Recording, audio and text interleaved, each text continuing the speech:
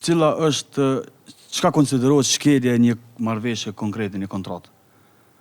Shkelje. Po, shkelja. Te kontratat është me rëndësi me kuptu qytetarët që kontratat janë të drejta dhe detyrime në mes të palëve. Po. Edhe palët e përcaktojnë në mënyrë të qartë cilat janë drejta dhe cilat janë obligimet e tyne. Varësisht nga këto, nëse njëra nga palë nuk i përshtatet kushteve dhe obligimeve që i kanë përcaktuar në kontratë, atëherë vjen deri te shkelja aty në far normave, kritereve që i kanë përcaktuar me kontratë. A mendon që ka të probleme të tilla të na që shumica në raste nuk po munden me u zgjidh, ako në kontest që janë artist me menaxher? Ka shumë raste, tash e kemi edhe rastin e fundit mes këngëtarit të Gjesti dhe kompanisë Onima. Janë shumë raste edhe të cilat nuk janë bërë publike, zakonisht të raste janë për shkak se artistat nuk i kuptojnë rëndësinë e kontratës, nuk i kuptojnë mënyrën nuk e dinë se çka po nënshkruajnë, edhe me pas vjen edhe deri te këto varangatresa, këto vartelashet në cilat i kena pa dhe po i ndëgjojmë për ditë.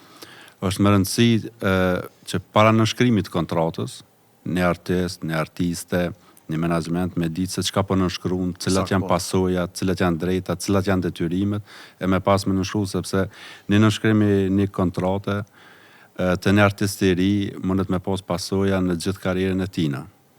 Është me rëndësi me kuptu artisti se çka po nënshkruan, cilat janë drejtat, detyrimet, obligimet, përfitimet, jo vetëm me nënshkruani diçka se tanaj po vinë deri te fama e shpejtë edhe me këshirë me ndryshue kriteret, kushtet e kontratës, kjo nuk bëhet. Edhe nuk mundet më ndryshu kontrata veç pse je që unë i mengjes edhe po du më shkëpu, sepse kjo obligime, kjo detyrime. Po.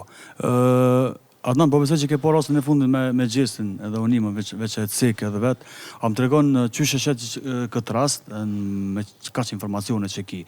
Ku është ngecja që e ka çu rastin deri në çet pikë?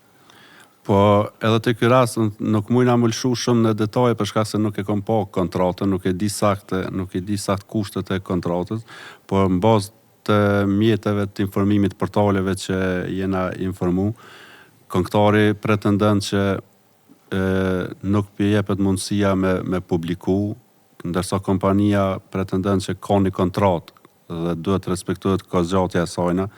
Pra është kjo që po them, duhet para se të nënshkruhet kontrata duhet me pas sakt çka po nënshkruan, cilat janë përfitimet, cilat janë obligimet, detyrimet, edhe me pas me ardhur deri te respektimi i saj.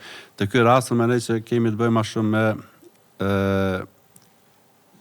kushtet e kontratës, të cilat duhet me po parafrazojmë, nuk e dim saktë se si është, por me siguri se nuk janë duke bërë interpretim të saktë.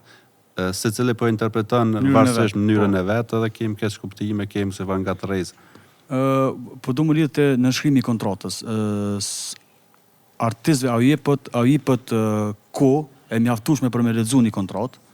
Qysh parashit me letë që ke puna e leximit të kontratës? Domethënë, sa i duhet kohë nënshkruesit për me një fjalë për me lexu, për me pa, që për ma vonë për mësë me pas pasoja. Nuk është e përcaktuar me lex sa ki kohë për me nënshkru, sepse kontrata është vullnet i lirë i palëve, edhe kontrata për palët konsiderohet si lex.